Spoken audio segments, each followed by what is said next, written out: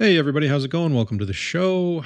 My name is Don, and thanks for being here. This is the Today's Just Okay podcast, and this is the first show of 2024. So, good morning, or evening, or afternoon, whenever it happens to be that you're listening to this. Hope your day's going well.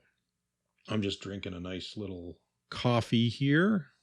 Usually I have hazelnut syrup in it, but today I'm just doing milk and coffee because I find that lately it's too sweet. And I'm just trying to lay off the sugar a little bit. Anyway, Happy New Year's. I think 2023 can go F right off. I don't know about you, but it was a bit of a rough year for me. My wife was sick from January and through the summertime. I mean, she was sick before that too, but it got bad. It got really, really bad.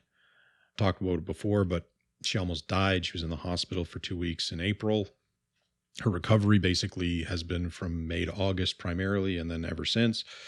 She's back to work in September, and that was really, really difficult, but I'm super proud of her for being able to take care of that. Just the amount that she has been able to spring back to life after being told they don't really give you odds anymore, but they just say, okay, you got to be prepared. And yeah, so the fact that she's come back so far is, to me, never not going to be amazing. And then on top of that, my old job tried to pull me out of a contract while all of that was happening over the summertime. I prevented that, but all I had to do was fight tooth and nail to show them why it wasn't good for me or the organization. And I was able to resolve that issue, but, it was still a horrible experience to have to go through. Now, the second half of the year has been much improved. I mean, or the last quarter, I guess, so September to December. Wife is doing a lot better. She's got a great team of doctors, and I'm in a specialized clinic now for my own things. So we're getting the treatment that we need, which is nice and unfortunately rarer than it should be these days. To everyone who's bought my book, thank you. I've sold about 49 of them so far. And I know that sounds like a very small, pathetic number, but to me, that's a huge deal. I'm super thankful. I'm very happy. You have no idea. I mean, when you publish something on your own, you don't have all that traditional infrastructure to plug into. You don't have access to people. You don't have access to events. You don't have access to reviewers. And, everybody wants to get paid, right? And it's not that it's a bad thing or a good thing or anything like that. It's just the reality of the business, right? And so if you don't have the money to put into a significant sort of book launch or buzz building exercise, it can be difficult to get the word out that there's a new story that's worth your time. But again, some people have given me a shot and they've liked it. I haven't heard any bad things about my book yet from anybody, so that's good. For the new year, I've reduced the price of Lancet on Amazon. It's hard times all around, so I think entertainment should be a little bit cheaper. That's not much, but it's what I can do. I mean, publishing for me isn't about the money primarily. I mean, don't get me wrong. I love money. It's always nice to have, but it's more important to tell a story that you don't get to see very often, that sort of touches on themes and ideas that are unique and different. So if you're interested in science fiction at all, tangentially or whatever, this isn't a book for sort of hard sci-fi fans at all. It's more social. It's about people being people. And doing sort of extraordinary things and in horrible situations. So if you like adventure and you like self-discovery, give it a shot. You might be surprised at just what kind of a ride you're gonna go on. Anyway, also for those of you who listen to the podcast, thank you. Looking forward to growing and helping more people find that relatively positive and realistic outlook on an ongoing basis. I've got lots of interesting shows coming up. I'm going to be talking about conspiracy theories and menfluencers and managing pain and anguish. And, eventually I'm going to get into why science fiction is important to everyday life and what it can teach us about ourselves and how it can point to the future of technology, that type of thing. It's really, really fascinating subject, really. I got to credit my wife, Steph, for this one. A big shout out for inventing a new tradition in our house. New Year's revolutions. I get such a kick out of it. It's the same thing as a resolution. It just sounds cooler. I mean, historically, we kind of suck at revolutions, right? Like, oh God, what was his name? I had it, the bushy hairy guy who was talking about communism for the longest time, for the proletariat. And then we ended up with Stalin, or liberté, égalité, fraternité, and then we get Napoleon. Or even the American Revolution, right? Where you just replace one bunch of wealthy patrons for another. It always seems like who runs things doesn't change. It's just who they answer to, whether it's someone over there or if it's just themselves and their friends. It's kind of an interesting problem we've always had. Anyway, for Steph's revolution, she's going to wear more lipstick. I think she's plenty pretty already. I don't think she needs any help with that, but I get it. I mean, dressing up can be fun sometimes, and or or a requirement for a continued relationship. I mean, I've been dressing like a bum for 3 years, and I kind of got to improve on that. Otherwise I might end up in the doghouse. Anyway, as for me, I'm going to learn how to cook a special kind of chicken. Yep, because I want to start small and go from there. And the food is one of those things. It's an important part of everyday life. We need it. Anyway, 2024 better be a good year. That's how I feel. And then I always come back to the thing like, or what? Right? It better be good or else what? And I honestly thought about it, and I don't have a response to that. I've got nothing, literally nothing. Maybe you have something. If you have any suggestions, you might want to email them to me at todaysjustokay@gmail.com, and maybe I can implement some of those. Anyway, moving on to sort of an interesting thing I learned or looked at this week. I found a Guardian article that kind of appalled me a little bit. It was called, "I Feel Like a Criminal for Quitting.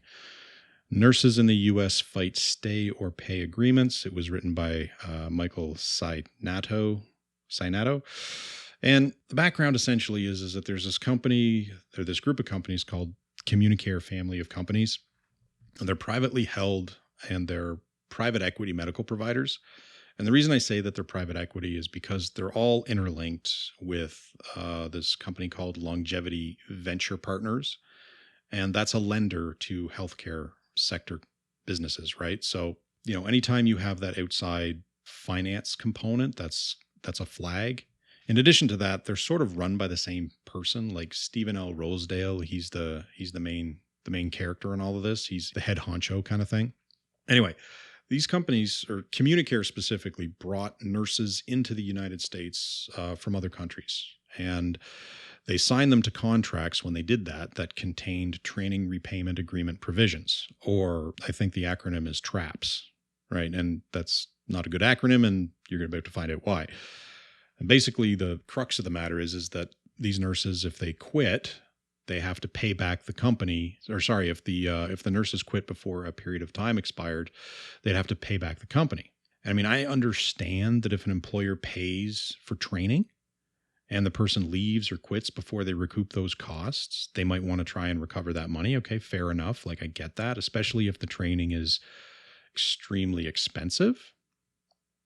The Army does the same thing. So like, if you sign up to the Army and you get a free college degree out of it, you're going to owe them a certain number of years of service. I don't know how many years it is, but I think the last time I checked in Canada, it was like 10, but in the United States, I'm not entirely sure how much it is. But anyway, there's sort of a bit of a give and take there, right? Fine. But that's not what this company did. Communicare charged the nurses who quit buyout fees, over $15,000 in some cases. And then they sued them for $50,000 to $100,000 each. Now, the nurses in question say they quit because of the working conditions.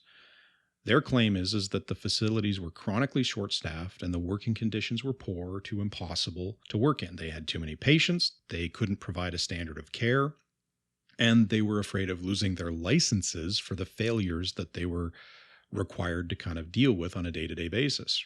And I mean, burnout and mental health have a drastic effect on the healthcare industry. It doesn't matter where you're at, whether you're a nurse or a doctor or any kind of healthcare practitioner. Those are real problems. And so these nurses, they found work with competitors because their visas aren't tied to a specific employer, and they left. And Communicare basically says that they spent over $15 million to get the nurses into the country, and that these nurses are manipulating the system to get away from costing them this investment money. I mean, let that sink in for a second. $15 million to bring in nurses from outside the country. I don't know how many nurses there are, but why did they not just spend that money on nurses that were already in the United States? That's question number one. Like, isn't that what the free market is all about? Competition. You offer better pay, better conditions, and you get better staff, more staff, and you get better retention. I don't even have anything against the nurses who came in. People everywhere need jobs. And if someone offers you an opportunity somewhere else, grass is greener on the other side, go to it.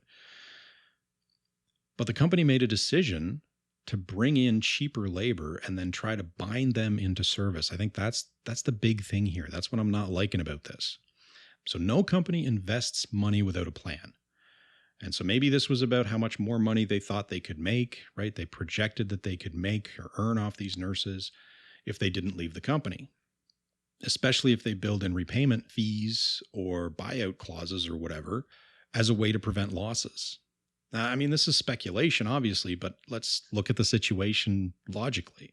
If I sign a contract that basically indebts me to a company for a certain length of time, what does that make me? Right? That's pretty close to what an indentured servant is. The only difference is that I'm still paid. But in reality, not really, since the penalties for breaking the contract will eat up all of what I make and then some. Sharecropping, indentures, it all works on the same principles. I give you this opportunity, right? In quotation marks, I give you this thing, and you owe me money and labor for it. And this is deep Wall Street shit. This is the worst kind of financial management because it treats people like chattels, like pawns, like they're disposable, like they're assets to be manipulated. Why? So that you can make your bonus at the end of the year.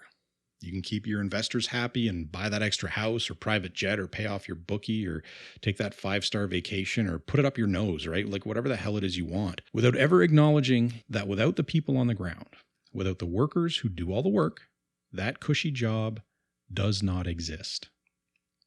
And there's this mentality of just extracting as much value as possible from an asset for a period of time, whether it's a short period of time or a long period of time, doesn't matter as long as the money is coming. It almost feels like business ethics have devolved essentially to, well, it's legal as long as you don't get caught, or if it's not specifically illegal, go to town. There's been a growth of a mindset that I matter more, or I'm more important, or I don't care as long as I get mine. You tell people to be thankful that I've provided you with this opportunity, but if you try to make a better life for yourself, I'm going to take everything you have and then some. It's kind of sick. And you see it in every walk of life these days, in work and housing and food prices. Everything goes up, and the only people making money are investors, right? The people who already have all the money. Again, I don't have anything against the nurses here at all. I think there's a need to bring people from around the world into, other countries when we need skills and we need people. But I also think there has to be some sort of a balance, right? Like, I can only speak from my own experience in Canada, and we have a bunch of problems right now. And there's lots of news about this all over the place. But basically, there's about 1 million more people in the country every year than what's generally reported. And a vast number of those are on student visas or temporary foreign workers. And then in addition to that, we also have population growth of about 500,000 people, because our immigration targets are pretty high. So that's 1.5 million people in the country every year more than what's on the books. And politicians have been shaking their heads like, geez, I don't know why there's a housing crisis right now. Like as if it's not plain on the wall. And like I said, I'm pro-immigration, but I'm also pro having a place to live, and an affordable place to live too. And if we're hosting that many people, we need the infrastructure to manage it. That means apartments, condos, houses, not just for people already in the country, but also our guests. I mean, I look at it from the perspective of we have to offer people coming to our home value for their effort. If people are going to work hard to come and immigrate into, my country, I want them to get something out of it. I don't want to just take all their money and then, leave them penniless and force them to have to, go back to their originating country, or see them suffer financially because we're just taking everything from them. It just doesn't make any sense. Anyway, if no one's building housing in sufficient numbers to balance it out, then yeah, we got a problem, right? Like 30% of homes are owned by investors in Canada, and it's not hard to see why no one's building.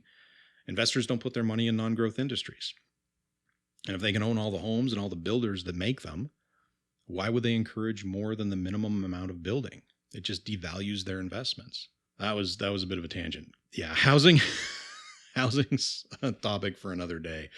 But I mean, there's common sense solutions that can be implemented to deal with these problems, right? It's not rocket science. And if you go back to Communicare, if we think about the common sense approach to this kind of a mess, like what is it? I look at the reality of the situation. So I did some research, right? And luckily there are some good things on the horizon. Regarding the nurses themselves, they've countersued and filed unfair labor practice charges, right? So they have good legal help, and we'll see how that develops.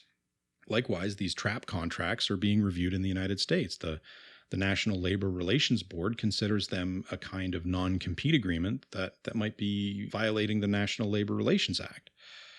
There are groups pressuring Biden to ban stay or pay contracts, and the FTC is proposing a ban on non-competes, right? So there's reason to be cautiously optimistic that there will be some relief at some point. But at the same time, it's also politics. So you never know exactly how that's going to shake out. In terms of Canada, we have a fairly restrictive policy on them. TRAP contracts are only permitted in extremely limited circumstances and only deal with actual losses.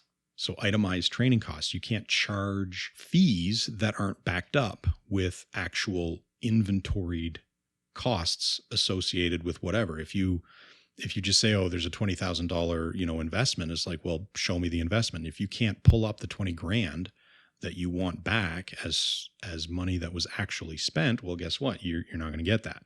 So, I mean, that's kind of an interesting limitation. And I think that might help as to why we don't have them that often here. But Canada has, our own problems with outsourcing and using cheap labor to keep wages low in certain industries. And this absolutely has a negative effect on lower income people and a positive one on wealthy people. Wealthy people get to keep more money because they're able to hire people at a lower rate of pay than they otherwise would be. And there's so many different loopholes that companies can use to tell the government, look, we can't find a Canadian willing to do this job, so we need to bring in other people. And they're not always on the up and up, right? There's always something going on. Someone's trying to make money somehow. But I think the point I'm trying to make here through all of this is that a lot of these problems have a common source, right? Some jackass came up with an idea to get rich, decided to go too far, and ended up screwing over the little guy to do it. And I think that's a story as old as time, right? I don't know who said it, and I've heard this many times, but when something helps the poor, it's called socialism. But when it helps the rich, it's good for the economy. So the counterbalance, I think, is that for the rest of us to make a fuss.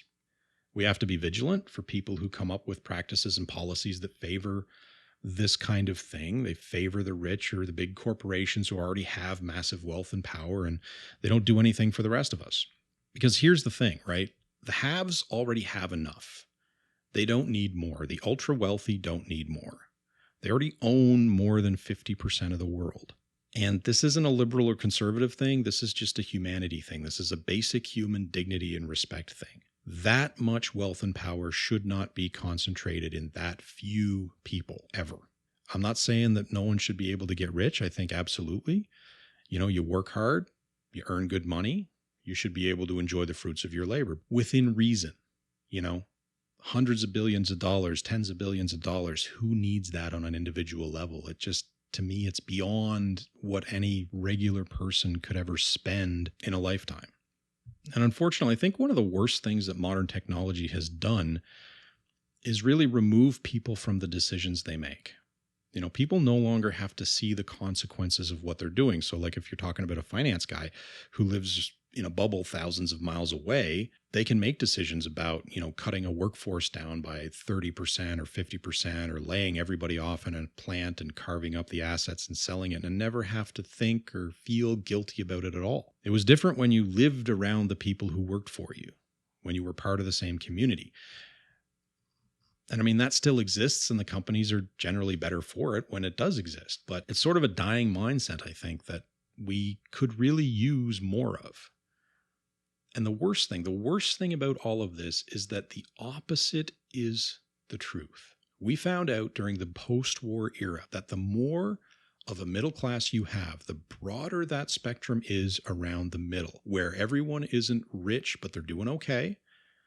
And the smaller the wealthy pool is and the smaller the destitute pool is, the better everything does. The economy does better, productivity does better, people are happier, population does better, people have kids, because the pressures aren't the same.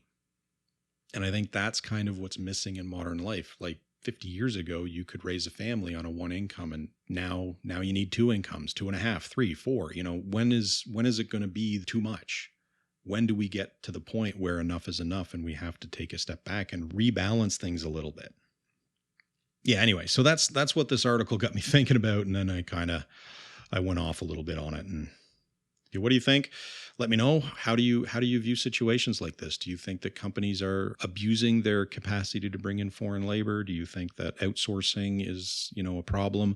Or are you on the other side of it where you think, yeah, this all works to our benefit and here's why? Let me know. todaysjustokay@gmail.com. Anyway, I think this is probably why I don't read the news much, because I just spent something like 25 minutes talking about this thing and I haven't even gotten to the topic of the day yet. So maybe I should do that now, huh?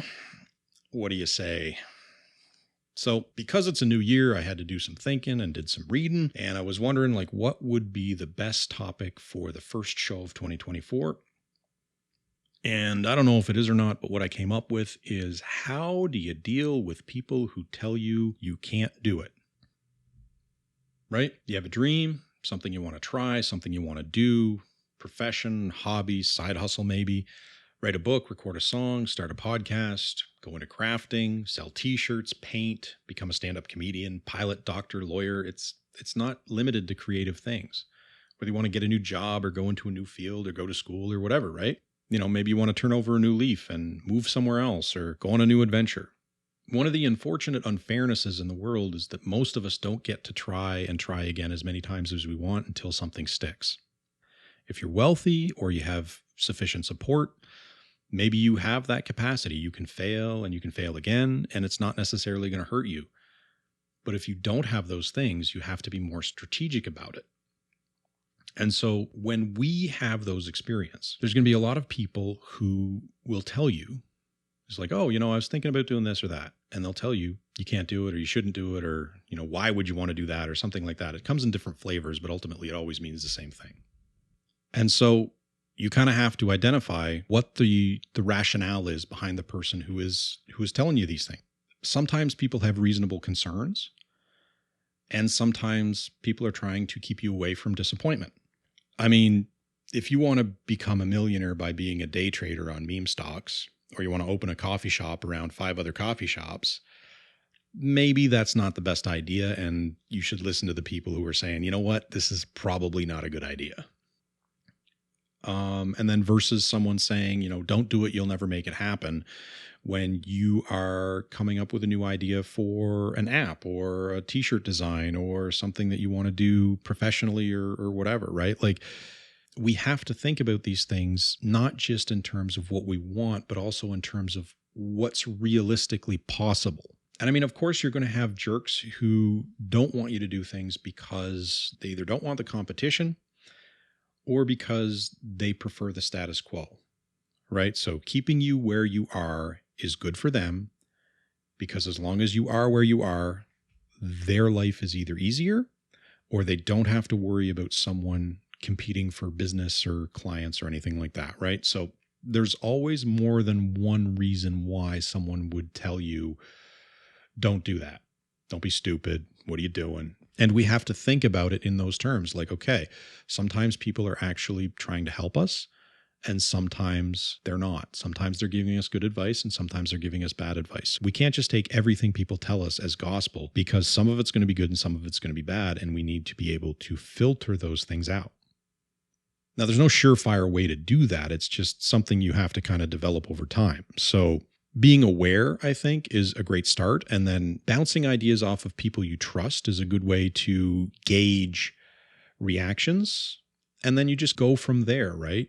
Always consider the source, no matter what's being said to you, no matter what you're reading or what you're thinking about. Consider where it's coming from and who's saying it and what their motivations are. Most of the time, when you're dealing with people that you know and you care about and who care about you, the motivations are good. They're pure, they're decent, they want you to do well, and they're trying to make sure that you have the best information possible going into something.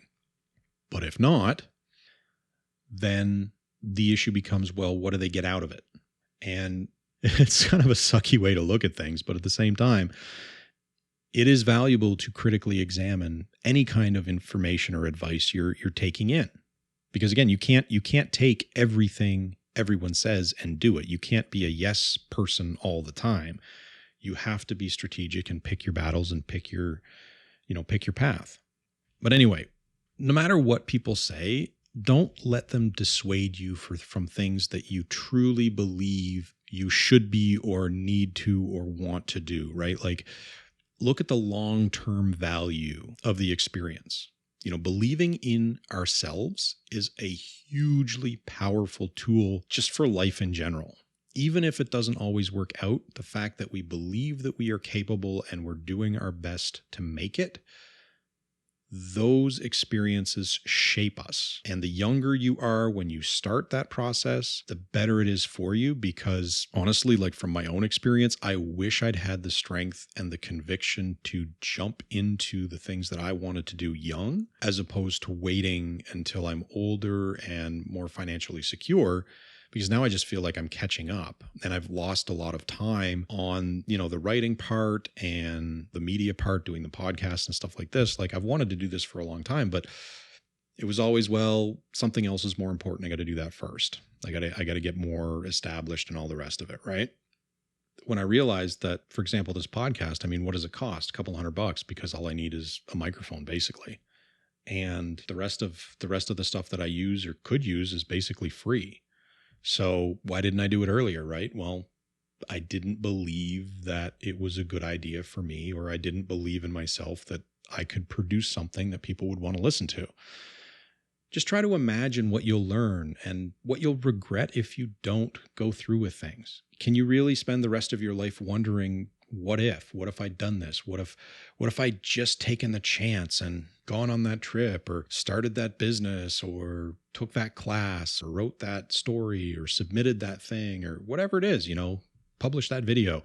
All those things add up over time. And if you're always saying no to yourself, and you always wonder what if, when you look back on it later, it's just going to seem like a long string of disappointments. And I've dealt with that, and it's hard to undo that pattern, to get up the courage to basically say, you know what, I'm going to push myself, I'm going to get myself out of my comfort zone, and I'm going to grab a hold of things while I have a chance. Once I started doing that, I started feeling more alive again. And I think, for me anyway, I spent so long trying to build my life into sort of a semi-financially secure existence that I put off a lot of the things that I wanted to do, and ultimately just got into a rut. And now that I'm not doing that anymore, and I'm more focused on what I want to do in addition to all of that, I feel so much better. Now, having said that, that doesn't mean you need to go into whatever it is you're doing unprepared or just fly off and dive all in, right? It's good to plan, and it's good to budget and set time in terms of what your expectation is, right? Not many of us can afford to just throw massive amounts of cash into a project and see what happens. Most of us have to be very aware of money going out the door versus money coming in the door. And we don't necessarily have all the time in the world to dedicate to a project because, that pool can dry out pretty fast. So it's important to set your goals, set your timeline, figure out your budget and how long you can last. Or if you can't afford to do something full time, for example, then okay, well, maybe part-time, or every now and again, you set aside a night a week, or, a couple days a month, or whatever it is, to work on this other thing so that you can still meet all of your requirements, your all of your responsibilities. I know that some people, they get up there and they're like, oh, if you don't go all in, you're just going to fail. And it's like, no, very few people succeed at everything they do. And there's a lot of luck involved, and there's a lot of opportunity involved, and there's a lot of connections and so forth. There's so many uncontrollable variables involved in making it that what works for one person will never work for anybody else. Everybody's going to have their own unique way of making it somewhere. I mean, I'm sure that it makes a good story to say, well, I knew I didn't have another opportunity. I didn't have another chance. I mean, like The Rock is big on this. He talks all about how he had $7 in his bank account and he was at the end of his rope and blah, blah, blah, blah, blah. And what he forgets to mention is that his father paved the way for him into his industry. He had the contacts. He had the background in football from the university that he was able to go to. He had options. So when people present their story, most of the time they're playing with it a little bit because it suits their brand and it's not necessarily the reality of what happened. Anyway, getting a little bit off topic here, but long story short, hedging isn't a bad thing, especially if you can't afford to fail. I mean, that sounds terrible, but it's true. Like, if you can't afford to go all in and fail, then dip your toe in instead. Don't just dive in head first. You never know what's going to happen. Now, dipping your toe in, you might get a little bit further along, and then maybe you dip your foot in, your knee, your leg, your body and so forth, and eventually just kind of slide in and swim away. But if you go all in and you just dive in head first, well, you don't know if that pool is only 6 inches deep and you just smashed your head on the ground. So there's a lot of things to take into account there. The other thing I think was important about that process is by going slowly or having that plan and being focused on it, you can adapt along the way. Like, just because you come up with one success metric or one way of doing things, you're going to learn as you go. No matter what it is you're doing, your initial impression of how an industry works, how a creative avenue works, whatever it is, it's going to change as you go. And you need to adapt to those things that you learn. We expect things to be one way, and then when we get involved with something, we find out they're completely different. If you don't adapt to that reality, what happens? You don't progress. So it's incredibly important to learn as much as possible along that journey as you're working towards whatever goal it is that you have, to take in as much information and knowledge and skill as you can, so that every time you run into a wall or you hit a bump in the road or whatever, you have the capacity to alter course. Now, I also know that, and I mean, I'm prone to this as well. I am kind of an overthinker, right? Like, seat of your pants, you're just kind of flying full out, full tilt, going for it. And you might end up in worse situations every now and again, but at least you're doing something. The problem with overthinking is it can be paralyzing. You might say, okay, I'm going to try this, but I'm going to hedge. And then you start thinking about how you're going to hedge. Okay, I'm not going to go in all the way. I'm just going to start doing this one thing, but I'm going to do small. And then the steps get smaller and smaller and smaller. And all of a sudden you're starting, oh, well, is it even a good idea? Just to give you an example, when I started this podcast, I spent days looking up the equipment that I would need. What kind of a microphone did I want to use? And the worst part is that I didn't even pick the right one. So I had to change it. But the point is, I wasted time. I wasted days doing research on what tool I could use, and then how to prepare and present, and then how to edit audio and so forth and so on. And yes, some of that effort was absolutely necessary, but it didn't need to go to that length. I didn't need to go that deeply into it. I would have been better served, honestly, if I just say, okay, I've got this basic microphone that I can use. I'm going to start with that, because my experience has been nothing's ever perfect. And if you expect things to be perfect, that's just going to lead to disappointing. So aim for the level of quality you're comfortable with. Like, even this podcast, for example, I'm like, okay, I want it to be the best possible podcast that it can be. And I want to talk about things that are interesting to people. And I want to help in some way, either entertain or inform or whatever. But I know that my podcast's never going to be perfect. So I have to figure out what level I'm comfortable with releasing. And what I've come up with essentially is kind of like the 85-90%. So if my podcast is 85 to 90% of what it is I want, I'll take the 10% And I'll just be like, you know what? I'll work on that for the future, but I got to get this out there. And I think that holds true for almost anything. Not everything. You want to be 100% on if you're skydiving. You don't want to go with the 90%. Well, I've got 90% of a parachute. No, don't do that. Go the whole way with some things. But for most stuff that isn't life or death, right? Most of our endeavors aren't. I'm very risk averse. I don't like getting into situations where I could die. I've had too many of those experiences already. But yeah, like overthinking can prevent you from taking that step. So remembering that fear can be poison and that any endeavor, whether it's creative or professional or educational, means putting effort in, even if it's not perfect, putting something out in front of people or getting something out in front of people and seeing what they think of it. You have to be able to accept it's not always going to go well. And sometimes you're just going to land flat on your face by accident. But you know what? You own it. You pick yourself up. You dust yourself off. You learn from the experience and you keep going, right? Failing is okay. And there's no necessary guarantee that you will fail.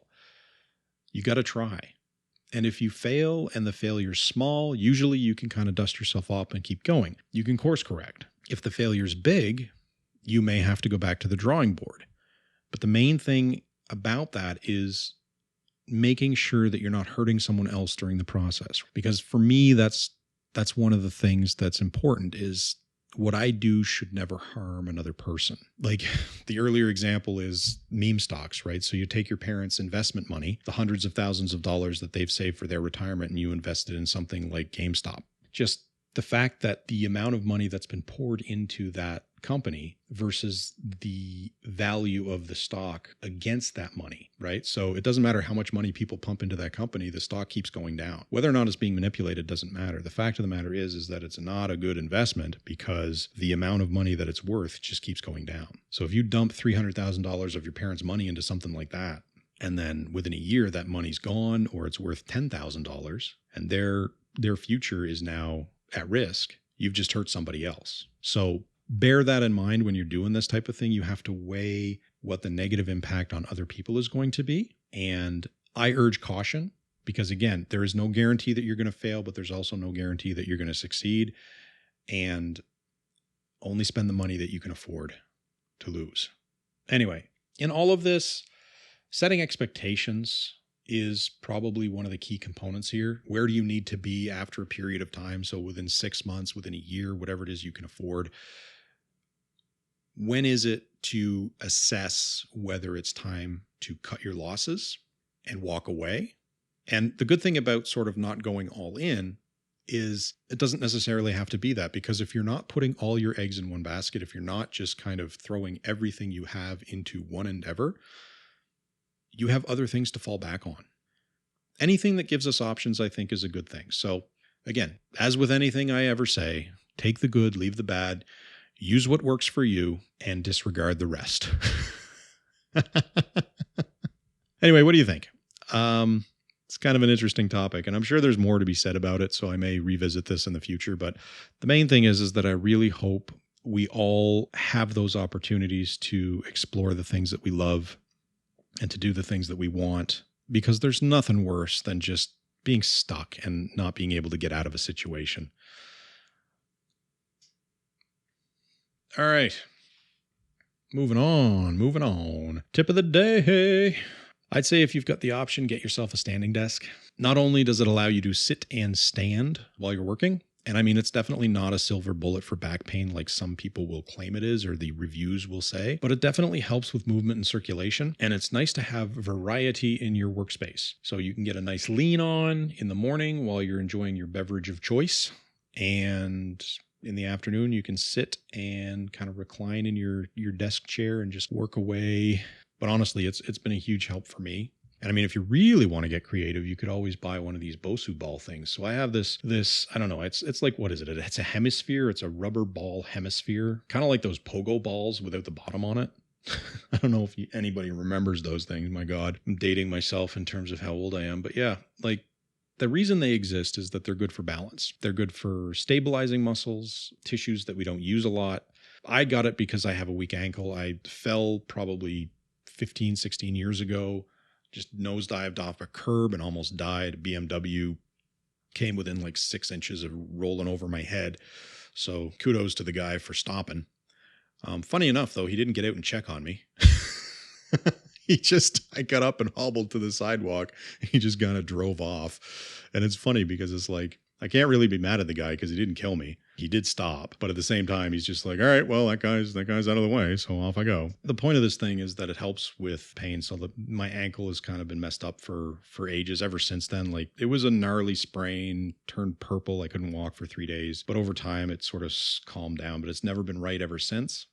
And I find that these days when I stand for long periods of time, that leg starts to ache like you wouldn't believe. So I stand on this ball thing and I just kind of work my day. And believe it or not, it actually helps keep my muscles engaged, but also different muscles. And it just eases the burden, I think, because I can angle my feet at different angles, like forward, back, sideways, or just regular. And honestly, that helps. So I may look ridiculous, but honestly, I don't really care. I don't do much these days based on how people think or how other people think.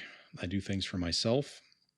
And I mean, if someone's going to judge me, well, go kick rocks. I'm not hurting anybody. So mind your own business. Oh, so much things. I got a question this week as well. So thank you for everybody who's writing in. This is Tim from Albuquerque, New Mexico. Wow, Jesus. That's awesome. The power of the internet, right? Reach people all over the place. I've never been to New Mexico, but I've always wanted to go. I hear it's beautiful down there. It can be hot, but also pretty amazing. Anyway, the question is, so title of the email is, what should I do? Hi, Dawn. Love the podcast. Thank you. Your audio isn't the best, but it seems to be getting better. So good job. Yeah. So I got a new microphone this week. That's part of the reason why this episode's a little bit delayed. So hopefully going forward, it'll sound a lot better. I was using a carotid microphone, those capsule microphones that everybody has. The problem is that they're really only good for studios that have been treated for sound or really quiet places. And I don't live in a place like that. So I had to trade it in for a dynamic microphone, which I didn't even realize was a different thing. I've traded it in, and this one has a much better sound profile, picks up a lot less garbage noise. And I think I will not sound anywhere near as underwater as I was earlier on. So I am working on it, but yeah, I do.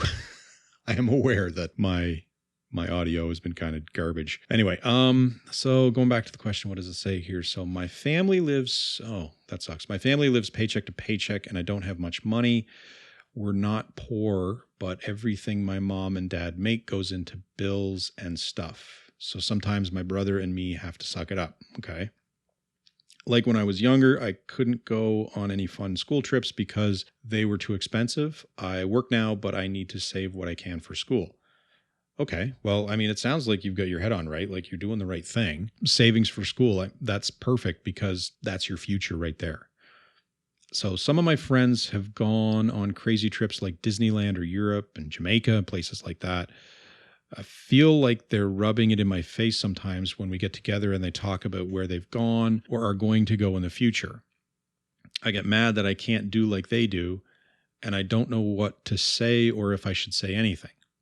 What do you think? Do I call them out? When I tried to lie one time, they knew it and laughed at me. I don't like how it made me feel, but I've been friends with them most of my life. If you can offer any advice, I'd appreciate it. Thanks, Tim. Oh man, that's rough.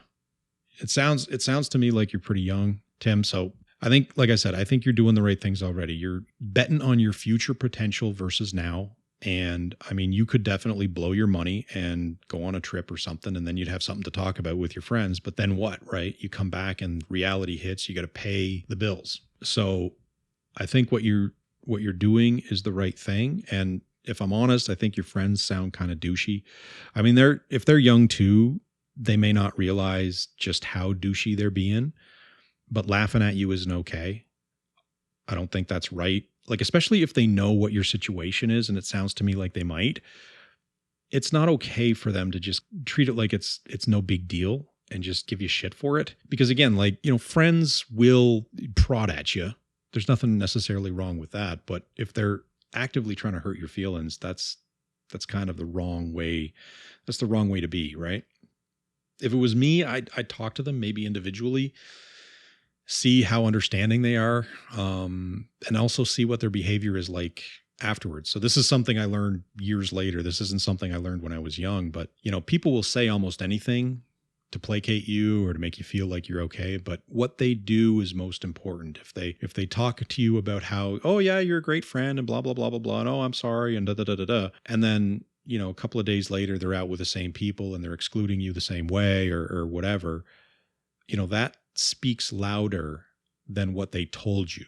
So you have to watch what people do as well as what they say is what I'm saying. Anyway, I think you're probably going to need to make a choice at some point about how much effort you want to put into people who aren't good for you, right? Because the length of time that somebody doesn't really matter. I mean, that doesn't necessarily equal quality of relationship. You may have a good history together, and depending on how you were when you were younger, how they were when you were younger, the connection may have been better, but time changes people and circumstances change people. Now, I mean, I'm sure they're figuring themselves out too. Just because people get to go on these trips, I mean, don't get me wrong, travel is amazing. And I've been lucky enough to have that opportunity, and I recommend it to anyone who can do it. But it's not necessary, right? Like there's a lot of people who go traveling and they learn absolutely nothing from the experience. They gain nothing. And it doesn't make you more worldly or smarter or better than anybody else just because you've gone lots of places. It's about the experience while you're there. Like I went to Italy and I went to Greece, and I did that through university. So I was actually taking courses over there. So, one of my trips was amazing and the other trip was still amazing, but also a little bit rough. I still learned a great deal on both of those trips. And the reason I learned a great deal about, life and the world and all the rest of it is because I was studying those things at the time. I was actively engaged in learning those things. If I had just gone to another country to party, I mean, I can party anywhere and the experience is the same. You go to a club, you go to a bar, whatever it is, you dance, you get smashed, and you go home. Whether you're in a crazy cool spot or just the bar down the road, it does not matter. It's the same everywhere. What was I even saying? Anyway, for you in the future, when you're able to, you'll probably get more out of the experience. So my guess is that you want to travel, but you're not able to now. And I think honestly, you'll probably get more out of it than your friends when you have the chance, because you're going to have to work for it, right? Like they get to go because it sounds like someone's paying for them. And that doesn't necessarily land as hard or as well. So I would say make a list of places you want to go, make that kind of your first bucket list items. And then once you've graduated and you're working and you save up a bit of cash, that's when you get out there. And I think it's just going to blow your mind then. Honestly, I think that because it's going to be so special because of how much effort you put into it, I think when you get to take those trips, whether they're rare trips, whether they're frequent trips, doesn't matter. When you get that chance, it's just going to be amazing. And I think that you're going to have an incredible time. I would suggest, though, that if you can, to go in a group of some kind. So don't just, like if you're going to go to a foreign country or something like that, don't necessarily go on your own because it can be very isolating. The way I did it, sign up through your university and go on an intercession trip. You might have to pay some tuition, but guess what? You get credits out of it. And then you're in a group of people who are going and you're all going to the same place, and you'll have people who are roughly your same age and you're all in, similar interests and stuff like that. And so it's kind of a really great way of making friends and also being around similar people in a strange environment. Just make sure you focus on the trip instead of other things. Focus on the trip and the experience. Worry about the interpersonal stuff a little less. Like make friends with people, but don't go overboard, because anytime you're in a small group of people in a strange place, when it's very insular like that, there's a lot of drama that can happen you don't want to get involved in. Moving on, I think, life is going to be full of people who get things handed to them. I can understand why you would be upset with them and not feel great about how they get more than you, right? And unfortunately, this is one of those sucky things about life, is that you're going to have to deal with people whose parents pay for their tuition and their car and their apartment and this and that and the other thing. And they're going to get further ahead in life faster than you just because of those things. It doesn't make them bad people. Like, don't get me wrong. I think it's definitely hard to be happy for someone when they have things that you don't. we're very competitive in our mindsets. But the way around that is to remember that all of it is just stuff. Stuff is just stuff. And ultimately, it's largely meaningless. Money, unfortunately, in this world means that you get to do things and have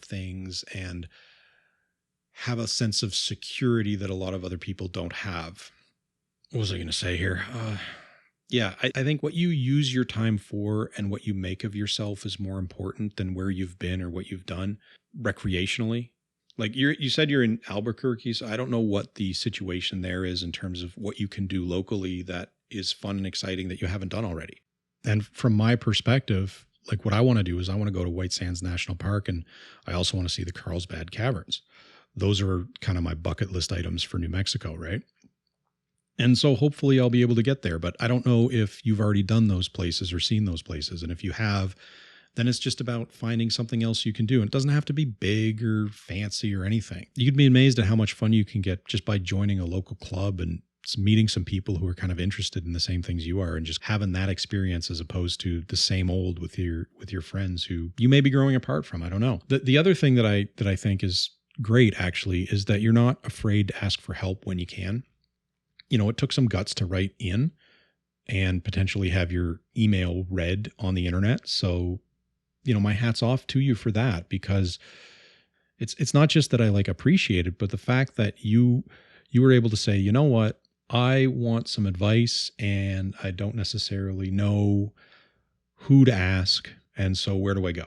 The main thing that I've come to realize about life in general is just positive relationships, nurturing good relationships is hard and time consuming, and people aren't always going to be interested in doing that because, again, it's hard and time consuming.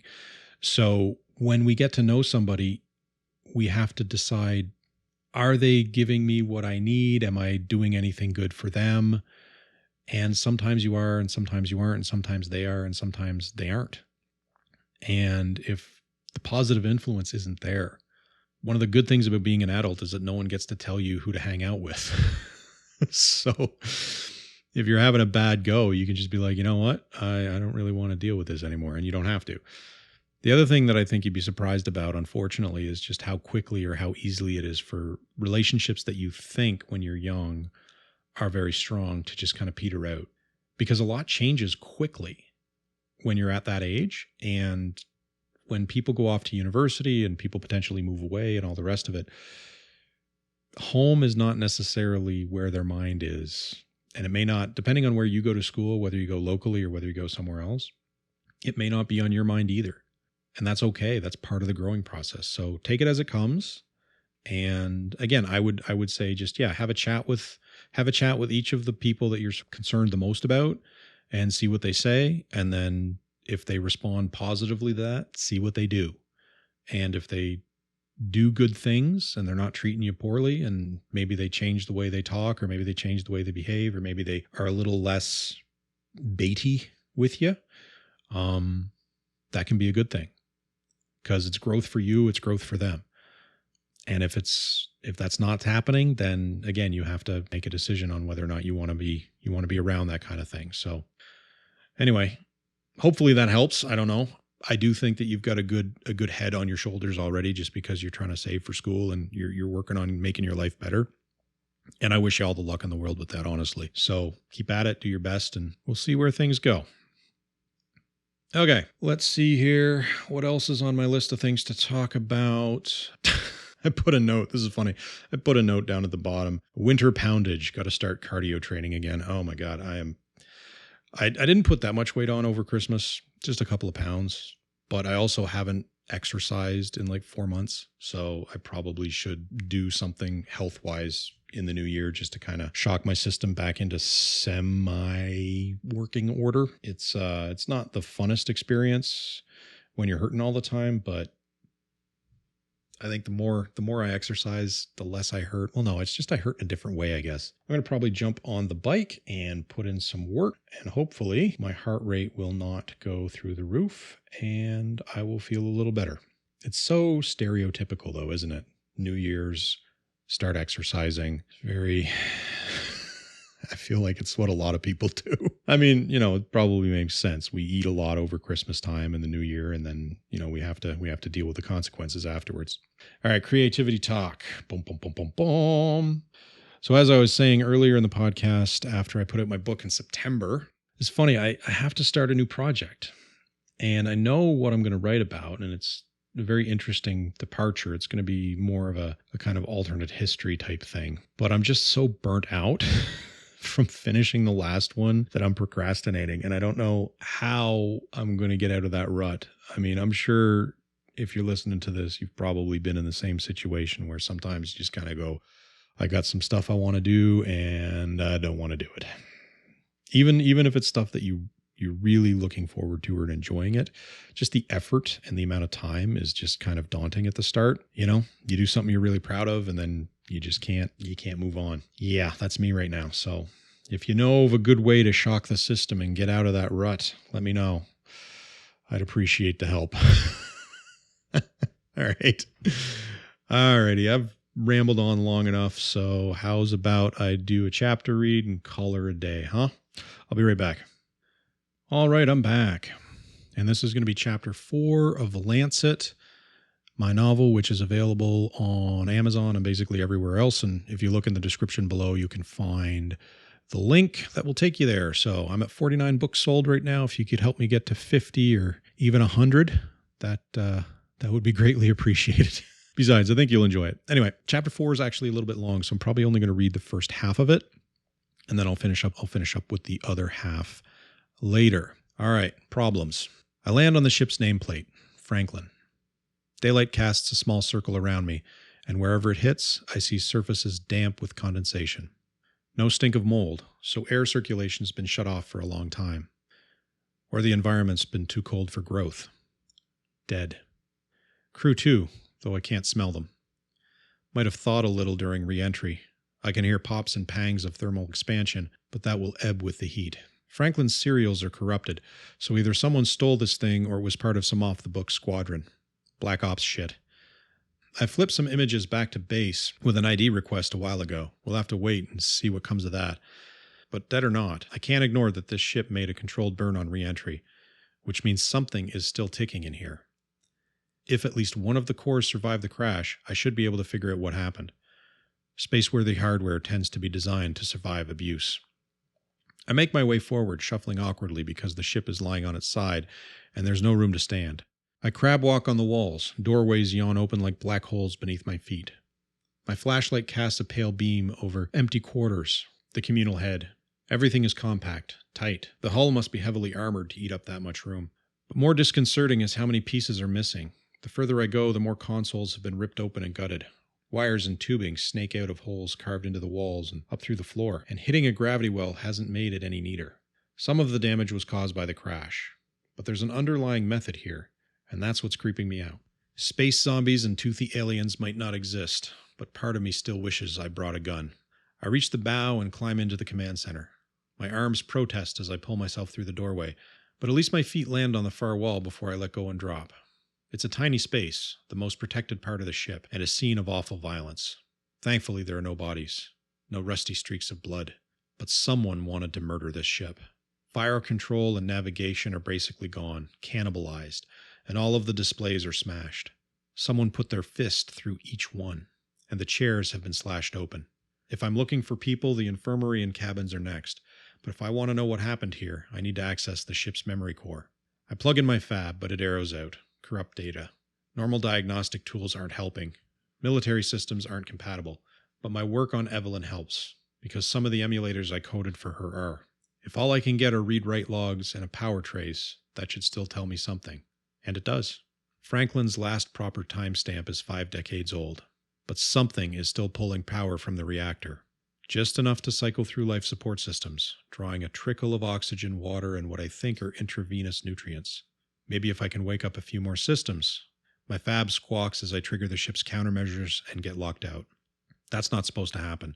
The ship's core is dead, so there shouldn't be anything in my way. Not when all I'm doing is testing if anything still works. My heart is racing from the unknowns here, because unknowns usually mean money. Priam, report. Trust Gracie to check up on me. She'll be watching grainy video from my goggles. The camera can amplify light levels, but given the damage, I'm not sure she'll recognize what I'm looking at. I've reached the command center. Ship's dead. Computer's fried and the interior's pretty torn up. No occupants yet. It's the polite way of saying I haven't found any bodies. I'd like to continue my search. You have 30 minutes. I know better than to ask for more. That supercell is getting close. I climb back into the main corridor and head sternward, following all those makeshift cables. Only one is registering voltage, a tendril of energy. Hopefully I'll find something useful at the end of it.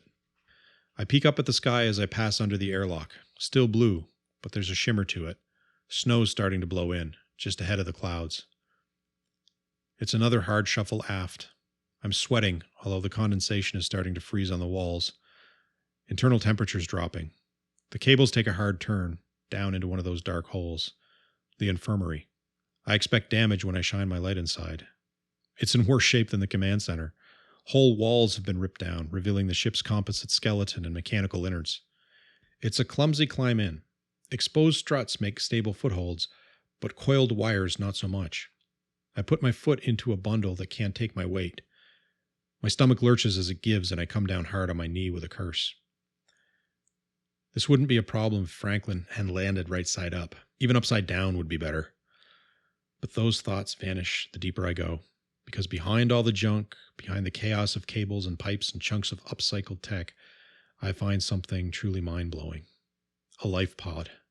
Homebrew. And what's left of a woman is floating inside, suspended in amniotic fluid. I wobble as I grab hold and put my face up to the glass. Jesus, I think she's alive. It takes me a moment to process that. Whoever this is, she used a stabilization chamber, a stopgap used to keep people alive on the way to hospital, into a 50-year lifeline. Warm systems like this are strictly short-term for a reason. Without suspended cell function, people age. Her body's wasted, albino, pale, and hairless. I can see veins and ribs through translucent skin. The tissues around her eyes are sunken and bruised. I'm about to question my assumption when an odd spasm confirms it. She's definitely alive. I can't believe it. Can't explain it. Don't know if anyone could. She just crashed. Even if that fluid acted as a cushion, her bones should be broken. Gracie, I have something. I wait for a response. Don't get it. Gracie? I switch channels and crank the volume. All I get is static. Comms are offline. Storm interference might add a little signal noise, but that's nothing our radios can't handle. So that's concerning. Evelyn's probably malfunctioning. My emulators will throw out the occasional exception, so her systems crash from time to time, which means I'm not only out here in a wreck hundreds of kilometers from the nearest settlement by myself, but I've also got an unreliable ride waiting for me outside. Wonderful. Doesn't matter. I have a survivor. She's the priority now, no question. Only I have no idea how to get her out of there. I'm looking at a collection of circulation and filtration systems. The necessities of life come in, wastes go out, and the power keeps everything at a stable temperature. But warm systems are designed for fast and easy access. They're supposed to be idiot-proof. Normally there'd be a handle, a self-evident way to open it up. This one's conspicuous for its absence. I can see where it's been purposefully sawed off.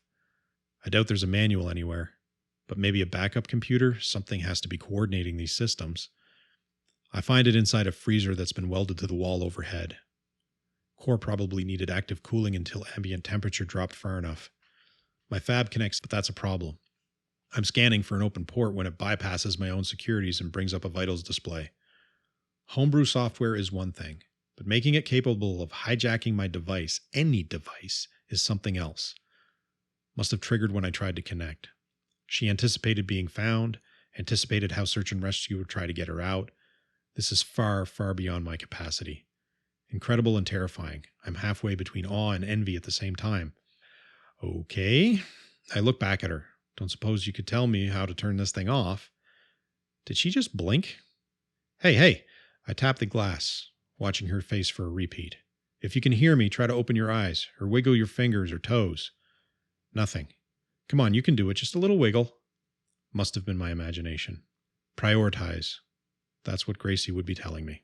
All right, that is the first half of Chapter 4. I will get the rest of it in the next episode. Thank you for listening. As always, I appreciate everybody who is subscribing and just basically downloading the podcast and enjoying it. I will see you next time. Have a great week, everybody. And I'm out of here. Bye-bye.